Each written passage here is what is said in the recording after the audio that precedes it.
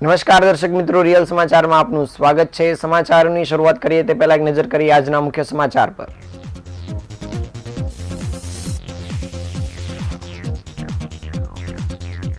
સુરતના વરાછા વિસ્તારમાંથી 150 કિલોથી વધુ શંકાસ્પદ પનીર ઝડપાયું।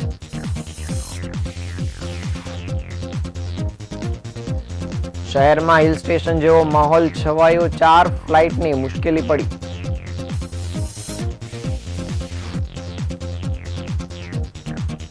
હજીરામાં આવેલા પ્લાન્ટમાં કરાયેલા દબાણ પર તંત્રનું બુલડોઝર ફરી વળ્યું। વરાછાના વિવર પર ફાયરિંગ કરી રોકડની લૂંટ ચલાવનાર આરોપી 14 વર્ષે પકડાયો। બેંક એકાઉન્ટ ભાડે આપી ઇન્વેસ્ટમેન્ટ ફ્રોડ કરનાર આરોપીની ધરપકડ।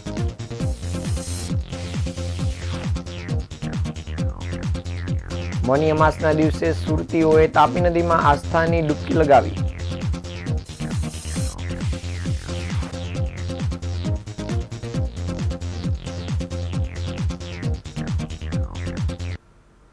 સમાચાર વિગતે જોઈએ। ગુજરાતમાં બનાવટી ચીજોની બોલબાલા જોવા મળી રહી છે। સરકારી ઓફિસરથી લઈને અધિકારીઓ ડુપ્લિકેટ મળી આવે છે, ત્યારે સુરતમાં અલગ અલગ વિસ્તારમાંથી બનાવટી પનીરની સાથે સાથે ઘી પણ મોટી માત્રામાં ઝડપાયું છે। આરોગ્ય વિભાગની ટીમની મદદથી પોલીસ અને એલસીબી દ્વારા સમગ્ર કાર્યવાહી કરવામાં આવી હતી અને આરોગ્ય સાથે ચેડા કરનારા તત્વો સામે હાલ પોલીસે આગળની કાર્યવાહી શરૂ કરી છે। સુરત પોલીસ દ્વારા પાલિકાની ટીમ સાથે રેડ પાડવામાં આવી હતી અને વરાછા પોલીસ દ્વારા પાલિકાની આરોગ્ય ટીમ દ્વારા દરોડા પાડવામાં આવ્યા હતા અને વરાછા ખાતે આવેલ તાસની વાડીમાં શંકાસ્પદ પનીર ઝડપાયું હતું। 150 કિલોથી વધારે શંકાસ્પદ પનીર ઝડપાયું છે। પાલિકાની આરોગ્ય ટીમ દ્વારા પનીરના સેમ્પલ લેવામાં આવ્યા છે અને વરાછા પોલીસે 3 ઈસમોની અટકાયત કરી છે। સુરતમાં ઝોન 1 એલસીબી ટીમ દ્વારા મોટી કાર્યવાહી કરવામાં આવી છે અને પૂણા અને સરોલી ગામમાંથી મોટા 2 ગોડાઉન ઝડપી પાડવામાં આવ્યા છે અને ઝોન 1 એલસીબી દ્વારા 63 લાખ ઘીનો જથ્થો કબજે કરવામાં આવ્યો છે। શંકાસ્પદ ઘીનો જથ્થો પોલીસે કબજે કરી સેમ્પલો લીધા છે અને ગોડાઉનમાં ઘી બનાવી અને અલગ અલગ પેકેટમાં પેક કરાતા હતા અને શંકાસ્પદ ઘીનો જથ્થો સુરત શહેર અને જિલ્લાના દુકાનમાં વેચવામાં આવતો હતો।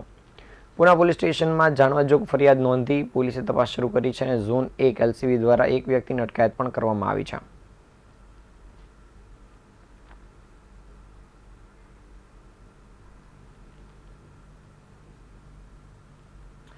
શહેરમાં આજે ફૂલ ગુલાબી ઠંડીની વચ્ચે ઉત્તરના ઠંડા પવનો ફૂંકાવાનું શરૂ થયું છે, જેથી રાત્રિના અને વહેલી સવારમાં ઠંડીનું પ્રમાણ વધ્યું હતું અને સવારથી ધુમ્મસની ચાદર પથરાયેલી જોવા મળી હતી। ધુમ્મસની ઉપર બિલ્ડિંગો દેખાઈ રહી હતી, જાણે કે ધુમ્મસ રસ્તા પર ઉતરી આવ્યું હોય તેવા દ્રશ્યો સર્જાયા હતા। જોકે હિલ સ્ટેશન શહેર બની ગયું હોવાનો માહોલ લોકોએ માણ્યો હતો। વેસ્ટર્ન ડિસ્ટર્બન્સને કારણે ફેબ્રુઆરીની 2જી તારીખે વાતાવરણમાં પલટો જોવા મળી શકે છે અને દક્ષિણ ગુજરાતના નવસારી અને વલસાડ જિલ્લાના છૂટાછવાયા વિસ્તારમાં હળવો કમોસમી વરસાદ પડી શકે છે। વરસાદની આગાહીના પગલે વાદળછાયું વાતાવરણ છવાયેલું જોવા મળી શકે છે અને દરમિયાન સુરતનું તાપમાન 33 ડિગ્રી અને લઘુત્તમ તાપમાન 18 ડિગ્રી સેલ્સિયસ નોંધાયું હતું। 2 દિવસ રાત્રિનો પારો વધુ 2 ડિગ્રી સુધી ઘટી શકે છે, જ્યારે આજે વહેલી સવારથી જ સુરતમાં ધુમ્મસની ચાદર પથરાયેલી જોવા મળી હતી। ધુમ્મસ જાણે સુરતના રસ્તા ઉપર ઉતરી આવ્યું હોય તેવા દ્રશ્યો સર્જાયા હતા અને ધુમ્મસની ઉપર બિલ્ડિંગો પણ દેખાઈ રહી હતી, ત્યારે લોકોએ આ તમામ દ્રશ્યને કેમેરામાં કેદ કરી લીધું હતું। ધુમ્મસના કારણે શહેરમાં હિલ સ્ટેશન જેવો માહોલ જોવા મળ્યો હતો અને આ હિલ સ્ટેશનના માહોલને લોકોએ બખૂબી માણ્યો હતો।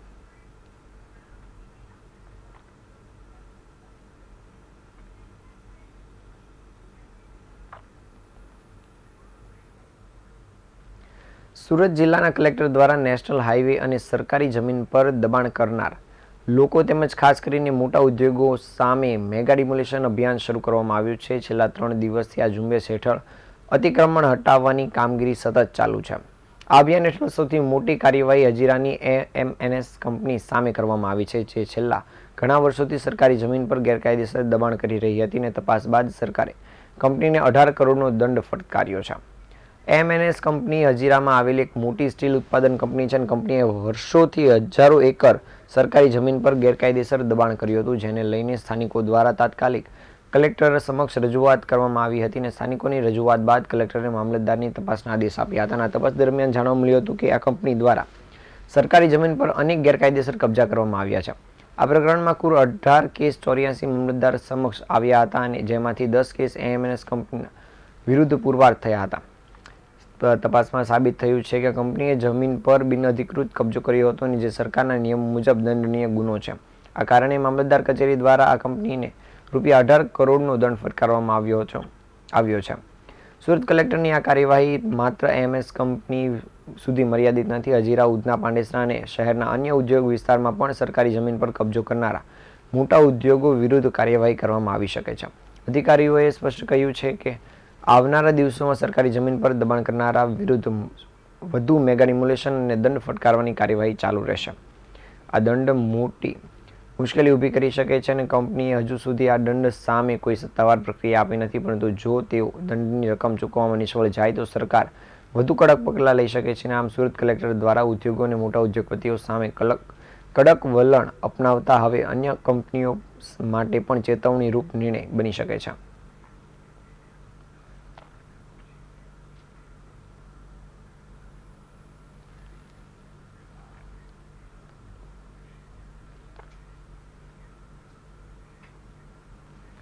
સુરતના વરાછાના રિવર પર ફાયરિંગ કરી રોકડા ₹1,77,000ની લૂંટ ચલાવવાના કિસ્સામાં પોલીસે 14 વર્ષથી વોન્ટેડ આરોપીને ઓરિસ્સાથી દબોચી લીધો છે. આરોપીનું પગેરું મેળવવા પોલીસ 10 દિવસ સુધી સફાઈ વોલન્ટિયર અને રિક્ષા ચાલક બની કાર્ય કર્યું હતું.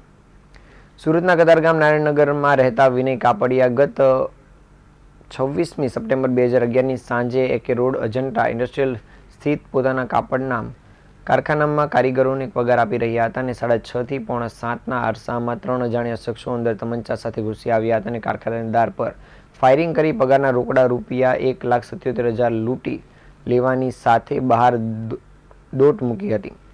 જોકે ફાયરિંગના અવાજથી બહાર ટોળું ભેગું થઈ ગયું હતું અને જેણે આ કારખાનેદાર પર તમંચાથી ફાયરિંગ કર્યું તે પ્રભાત ઉર્ફે રઘુ ગોપી સવાઈને દબોચી લીધો હતો. તેની તપાસ દરમિયાન સમયાંતરે પોલીસે કુલ 4ને દબોચી લીધા હતા અને 5મો આરોપી ટલ્લુ ઉર્ફે લાલા નાયક તેના વતન ઓરિસ્સાના નવાગઢ જિલ્લાના ધનેજા ગામે રહેતો હોવાની બાતમી પોલીસને મળી હતી, જેથી પોલીસે 10 દિવસ પહેલા ત્યાં પહોંચીને અંતરિયાળ ગામમાં તેનું પગેરું મેળવવા માટે અને તેની ધરપકડ કરવા માટે ચોક્કસ એનજીઓના સફાઈ વોલન્ટિયર તથા રિક્ષા ચાલક બનીને રખડી હોવાનું ઇન્સ્પેક્ટર આરબી ગુજિયાએ જણાવ્યું હતું. પોલીસ દ્વારા સખત મહેનત કરીને આ આરોપીને ઝડપી પાડવામાં આવ્યો છે. હાલ પોલીસે આ રીઢા આરોપીને લઈને આગળની કાર્યવાહી શરૂ કરી છે.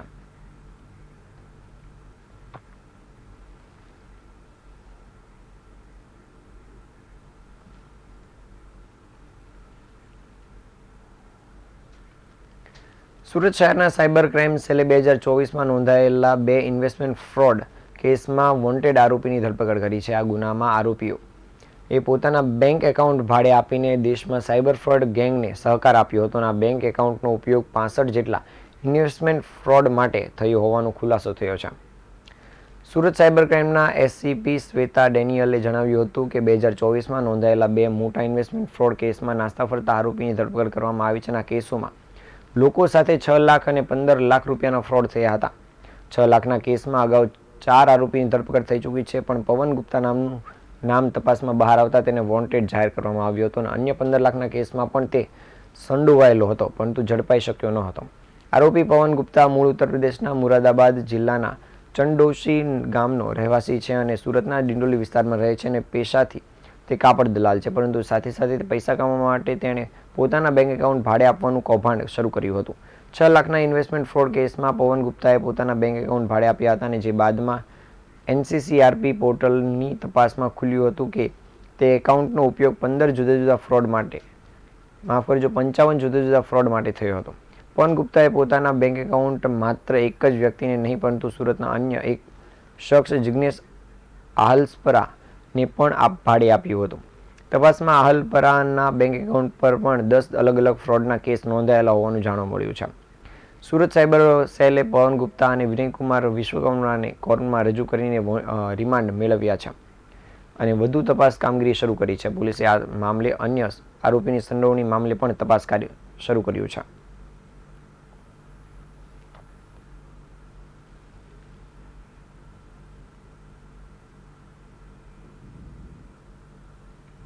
હિન્દુ શાસ્ત્રોમાં મૌની અમાસનું વિશેષ મહાત્મ્ય આંકવામાં આવે છે. વર્ષની મોટી અમાસમાં મૌની અમાસનું સ્થાન આપવામાં આવ્યું છે અને દરમિયાન હાલમાં પ્રયાગરાજમાં ચાલી રહેલા કુંભ મેળામાં મૌની અમાસે અમૃત સ્નાન માટે લાખો લોકોની ભીડ ઉમટી પડી છે. બીજી તરફ મહાકુંભ જઈ ન શકનાર એવા શ્રદ્ધાળુઓએ તાપી સહિતની દક્ષિણ ગુજરાતની લોકમાતા નદીઓમાં આસ્થાની ડૂબકી લગાવી હતી. સુરત સહિત દક્ષિણ ગુજરાતની લોકમાતા નદીઓમાં ભક્તો સ્નાન કરતા નજરે પડ્યા હતા અને સુરતમાં કુરુક્ષેત્ર, વૈધરાજ, પાંચ પાંડવ, નાવડી ઓવારા પર સારી વ્યવસ્થા હોય સ્નાન માટે, પૂજા માટે ભક્તિની ચહેલ પહેલ દેખાઈ હતી. પોષ વદ અમાસે આવતી મૌની અમાસનું ધાર્મિક રીતે ભારે મહાત્મ્ય છે.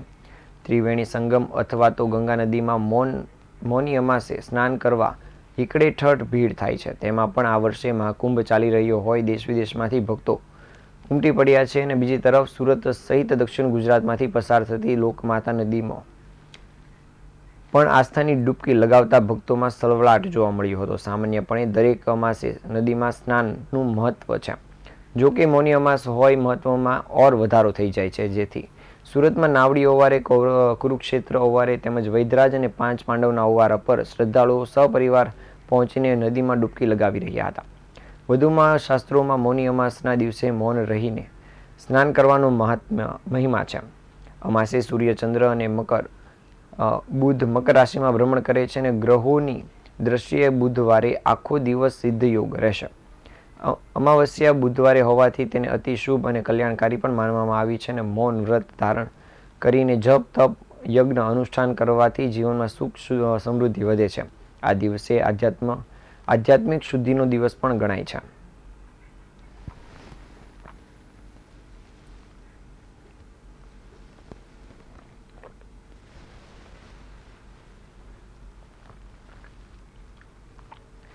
સુરતના નાનપુરા વિસ્તારમાં આવેલ દિલીપ પરેશ રોટરી હોલ ખાતે ઇનાલી બેટરી સંચાલિત કૃત્રિમ હાથ પ્રત્યારોપિત કરવાનો કાર્યક્રમ યોજાયો હતો. સુરતમાં કામ કરતા રોટરી ક્લબના 14 સંગઠનો દ્વારા એક છત નીચે આ બેટરી સંચાલિત હાથ પ્રત્યારોપિત કરવામાં આવ્યા હતા, જેમાં સુરત, દક્ષિણ ગુજરાત સહિત મુંબઈ અને અન્ય રાજ્યમાંથી પણ લાભાર્થીઓ આવ્યા હતા. 35થી વધુ લોકોને નિઃશુલ્ક રીતે હાથ લગાવી આપવામાં આવ્યા હતા, જેમાં ઘણા એવા લોકો હતા જેમને બંને હાથ લગાવી આપવામાં આવ્યા હતા. મુંબઈથી હાથ મેળવવા માટે રેખા ધીરજકુમાર ખારવાએ ઉપસ્થિત રહ્યા હતા અને તેમણે જણાવ્યું હતું કે તેમને ગત માર્ચ મહિનામાં અકસ્માત થતા હાથની નસ દબાઈ ગઈ હતી, જેથી 2 વાર ઓપરેશન કરીને હાથ કપાવવો પડ્યો હતો, પરંતુ તે નોકરી કરતા હોય હાથ ગુમાવવો પડતા નોકરી છૂટી ગઈ હતી. જો કે આજે સુરતમાં આ પ્રકારે હાથ મળે છે તેવું જાણવા મળતા તે તેમના પતિ સાથે સુરત આવી પહોંચ્યા હતા અને હાથ ગુમાવ્યા બાદ નોકરી પર જઈ શકતા ન હતા અને ઘરકામ કરવાનું પણ અઘરું પડતું હતું. ત્યારે હવે હાથ મળ્યો છે, ત્યારે હવે લાગે છે કે 9 મહિના બાદ ફરીથી તેમને એક નવું જીવન મળ્યું છે. હાથ લગાવવાના કાર્ય સાથે સંકળાયેલા પુણે ટાઉનના વતની એવા પ્રદીપ મુનિતે જણાવ્યું હતું કે દર વર્ષે આ પ્રકારના કાર્યક્રમો કરાવવામાં આવે છે, જેમાં લોકોને બંને હાથ તો કોઈને એક હાથ લગાવી આપવામાં આવે છે અને બેટરી સંચાલિત હાથ હોવાથી કુદરતી જેવો જ દેખાય છે. વજનમાં હળવો છે અને રોજિંદા કામ પણ થઈ શકે છે અને દરરોજ ફિટ કરવો અને કાઢવો પણ આસાન છે. માર્કેટમાં લગભગ 50,000 સુધીની કિંમતથી લઈને લાખો રૂપિયામાં આ હાથ વેચવામાં આવતો હોય છે, પરંતુ વિવિધ સંસ્થાઓના સહયોગથી અમે આ નિઃશુલ્ક રીતે લોકોને આપીએ છીએ. આ વખતે રોટરી ક્લબ સુરતના 14 સંગઠનોનો સપોર્ટ અમને મળ્યો છે, જેને કારણે આજના કાર્યક્રમમાં મોટી સંખ્યામાં લોકોને આ હાથ પ્રત્યારોપિત કરવામાં આવ્યા છે.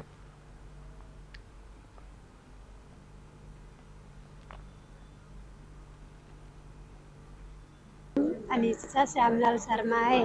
मैं वापी गीतानगर से आई हूँ। ये टीचर ने मेरे को यहाँ पर लाया है। मैं खाना बना लेती हूँ, थोड़ा बहुत काम कर लेती हूँ और थोड़ा बहुत नहीं कर पाती हूँ। ये हाथ लगवाने से मुझे बहुत फायदा है। मैं आज बहुत खुश हूँ। અમારું નામ રેખા ધીરજકુમાર ખારવા છે. હું બોમ્બેથી છું. અમારું હાથ જે છે 1 માર્ચ 2024માં થયું. અત્યારે મારા એક ગેસ્ટ છે રમેશભાઈ કરીને બોમ્બેથી, એને મને આ એડ્રેસ આપ્યું, તો હું ઇનાલીમાં કોન્ટેક્ટ કરીને અત્યારે હું અહીંયા આવી છું હાથ માટે. તો અત્યારે પ્રોસેસ જો શું થાય હાથ એકવાર થઈ જાય તો મારું એટલીસ્ટ મારું રૂટીન વર્ક ચાલુ થઈ જાય. આઈ એમ અ વર્કિંગ ગર્લ, જોબ પર જાઉં છું. અત્યારે જસ્ટ આ હાથના લીધે મારા 8 મહિના જોબલેસ થઈ ગઈ હતી. હવે હાથ આવશે તો એટલીસ્ટ મને થોડું પ્રોગ્રેસ થશે મારા જોબમાં. સુરતના પાલાટીઓ ખાતે આઈ ચેકઅપ કેમ્પ તેમજ હેલ્થ ચેકઅપ કેમ્પનું આયોજન કરવામાં આવ્યું હતું, તેમજ અધિકારીઓ દ્વારા લોકોને ટ્રાફિક નિયમોનું પાલન કરવા માટે અપીલ કરવામાં આવી હતી. સુરતના પાલાટીઓ ખાતે નેશનલ રોડ સેફ્ટી મંથ ઉજવણીના ભાગરૂપે લોકો માટે આઈ ચેકઅપ કેમ્પ તેમજ હેલ્થ ચેકઅપ કેમ્પનું આયોજન કરવામાં આવ્યું હતું, જ્યાં અધિકારીઓ દ્વારા લોકોને ટ્રાફિક નિયમો અંગે જાગૃત કરી નિયમોનું પાલન કરવા માટે અપીલ કરવામાં આવી હતી. રોડ અકસ્માતોની સંખ્યામાં નોંધપાત્ર ઘટાડો આવે તેવા શુભ આશયથી સુરતના પાલાટીઓ કચેરી ખાતે આવતા વાહન ચાલકોને, ડ્રાઈવરોને તથા આરટીઓ કચેરીના કર્મચારીઓ માટે આઈ તથા હેલ્થ ચેકઅપ કેમ્પ તેમજ બ્લડ ડોનેશન કાર્યક્રમનું આયોજન કરવામાં આવ્યું હતું. જ્યારે સ્વામી વિવેકાનંદ નેત્ર મંદિર અડાજણના રોનક ભટ્ટ તથા તેઓની ટીમ દ્વારા આંખોની ચકાસણી કરવામાં આવી હતી, જેમાં દૂરના નંબરો, પાસેના નંબરો, ચશ્માના નંબર ઉતારવાની વિધિ, મોતિયાબિંદ, આંખના પડદાના રોગ, આંખોની સોજો અને ઝામરની સારવાર, જેઓને ચશ્માની જરૂરત લાગે તેમને ચશ્મા આપવા સહિતની કામગીરી કરવામાં આવી હતી. આ ઉપરાંત રેડક્રોસ સોસાયટીના ડોક્ટર પ્રફુલ્લ શિરોયા દ્વારા બ્લડ ડોનેશન કેમ્પનું આયોજન કરવામાં આવ્યું હતું, જેમાં 35 બોટલ યુનિટ બ્લડ એકત્ર કરવામાં આવ્યું હતું અને સમગ્ર કાર્યક્રમનું સંચાલન રોડ સેફ્ટી ટ્રેનર અને કોઓર્ડિનેટર બ્રિજેશ વર્મા દ્વારા કરવામાં આવ્યું હતું.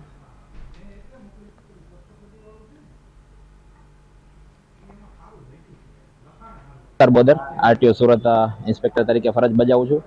આજ રોજ નેશનલ રોડ સેફ્ટી મંથ 2025ની ઉજવણીના ભાગરૂપે સ્વામી વિવેકાનંદ નેત્ર મંદિર ટ્રસ્ટ અને આરટીઓ સુરત દ્વારા આપણે અત્રેની કચેરીએ હેલ્થ ચેકઅપ અને આઈ ચેકઅપ માટેનું આયોજન કરેલ છે. બ્લડ ડોનેશન કેમ્પનું પણ આયોજન કરેલું હતું 27 તારીખે, અને જેમાં લગભગ 100 થી 150 લોકોએ લાભ લીધેલો છે. અને લોકોમાં જાગૃતિ આવે રોડ સેફ્ટી અવેરનેસ બાબતે, એના માટે આ અલગ અલગ કાર્યક્રમ અમે કરી રહ્યા છીએ અને દરેક લોકો એમાં ભાગ લે એવી અમારી વિનંતી છે અને ઈચ્છા પણ છે. આજે કેટલા લોકોએ લાભ?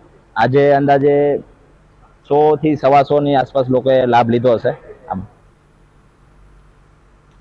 સુરતના ઓલપાડ નરથાણ રોડ પર આવેલ સંસ્કાર કુંજ જ્ઞાનપીઠ સ્કૂલમાં સ્પોર્ટ ડેની ઉજવણી કરવામાં આવી હતી.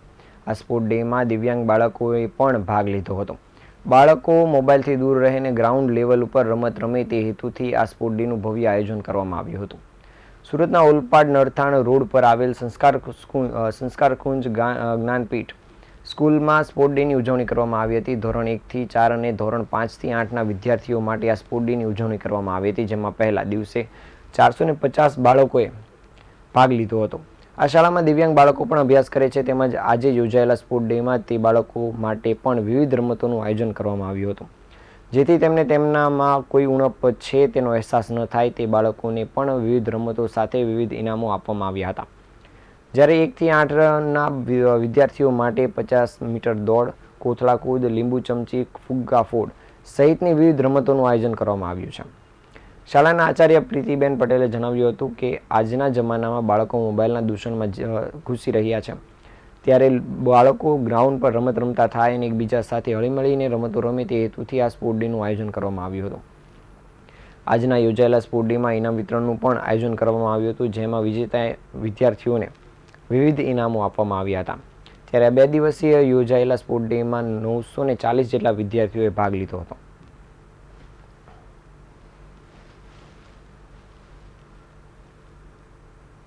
બેન પટેલ છે, હું સંસ્કાર જ્ઞાનપીઠમાં આચાર્ય તરીકે ફરજ બજાવું છું. આજે શું કાર્યક્રમ રાખ્યો? આજે ધોરણ 1 થી 4 નો સ્પોર્ટ ડે છે અને આવતીકાલે ધોરણ 5 થી 8 નો સ્પોર્ટ ડે છે. ધોરણ 1 થી 4 નો સ્પોર્ટ ડે છે, એમાં 450 જેટલા બાળકોએ ભાગ લીધો છે અને આજે 450 માંથી દરેક બાળકોએ દરેક ગેમમાં ભાગ લીધો છે, કે એમાંથી કોઈ બાળક બાકાત નથી રહ્યું. સ્પોર્ટ ડે ની વાત કરું તો મોબાઈલ કરતા પણ આજે તમે સ્પોર્ટ ડે માટે બાળકોને પૂછશો કે તમને 10 મિનિટ રમવાની આપે તો પહેલા રમશે, મોબાઈલને પણ સાઈડ પર મૂકી દેશે અને રમવા માટે હંમેશા તત્પર હોય છે. સુરત શહેરમાં ભેસ્તાન વિસ્તારમાં બ્રિજ પર યુવકોના ટોળાએ ટ્રાફિકને અડચણરૂપ દોડાદોડી કરીને વિડીયો બનાવ્યો હતો, જે વિડીયો વાયરલ થયો હતો. ત્યારે આ મામલે ભેસ્તાન પોલીસે તપાસ હાથ ધરીને 11 જેટલા યુવકોની ધરપકડ કરી છે. આજના સમયમાં યુવાનો સોશિયલ મીડિયામાં ફેમસ થવા માટે જોખમી રીલ્સ બનાવતા પણ અચકાતા નથી, ત્યારે સુરતમાં એવો જ એક વિડીયો સોશિયલ મીડિયામાં વાયરલ થયો હતો. વાયરલ થયેલા વિડીયોમાં જોઈ શકાય છે કે બ્રિજ પર યુવાનોના ટોળાએ બ્રિજ બ્લોક કરીને ટ્રાફિકને અડચણરૂપ દોડાદોડી કરીને વિડીયો બનાવ્યો હતો, જેના કારણે અન્ય વાહન ચાલકોને હાલાકી પડી હતી. આ વિડીયો સુરતના ભેસ્તાન સ્થિત શાલીમાર બ્રિજનો હોવાનું જાણવા મળ્યું હતું, જે બાદ ભેસ્તાન પોલીસે તપાસ હાથ ધરી હતી અને વિડીયોમાં દેખાતા યુવકોને પકડવા માટે ચક્રો ગતિમાન કર્યા હતા. અને આ બનાવમાં ભેસ્તાન પોલીસે 11 જેટલા યુવકોને ઝડપી પાડ્યા છે. પોલીસે તમામ યુવકોને ઝડપી પાડી કાયદાનું ભાન કરાવ્યું હતું અને યુવકોને કાન પકડીને માફી પણ મંગાવી હતી.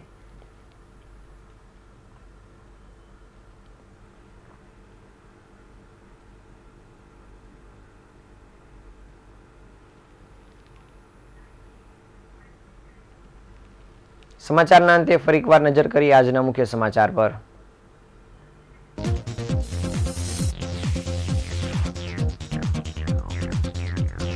સુરત વિસ્તારમાંથી 150 કિલોથી વધુ શંકાસ્પદ પનીર પકડાયું.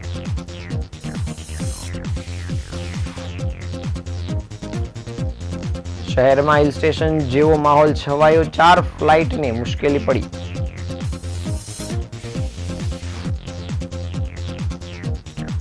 હજીરામાં આવેલા પ્લાન્ટમાં કરાયેલા દબાણ પર તંત્રનું બુલડોઝર ફરી વળ્યું.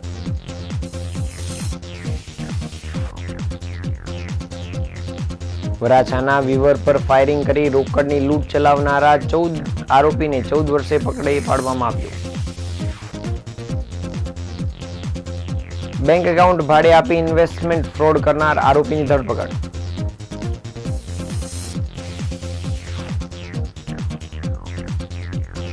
મૌની અમાવસના દિવસે સુરતીઓએ તાપી નદીમાં આસ્થાની ડૂબકી લગાવી.